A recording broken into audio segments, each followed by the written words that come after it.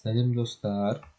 Бүгін мен сіздерге бір әннің минусовкасын қалай жасау керек екенін көрсететін боламын. Ең бірінші бізге керек әндерді таңдайық.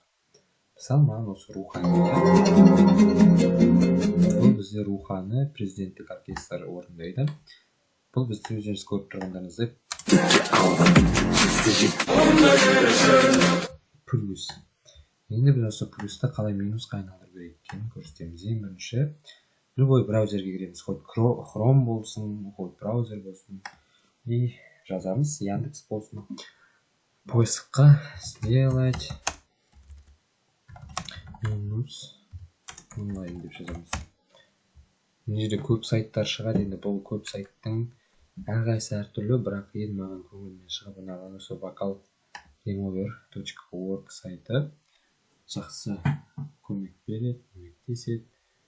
Осыны ашамыз, сосын выбрать файл дегенді басамыз. Өзіміздің рабочий столға барамыз. Қай ән керек, соны таңдаймыз. Рухани басамыз. Загрузка өте көп жүреді. Дөленің ұзақтығына байланысты. Ондай минусымыз дайын болды. Енді тыңдап көрейік.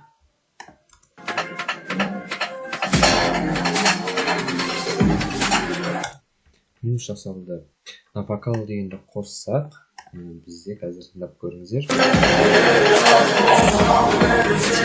Яғни сөзі қосылады, төмендетсек минус пайда болады. Солай музыкасында төмендетіп жасап, тек қана вокалды қалдыруға болады.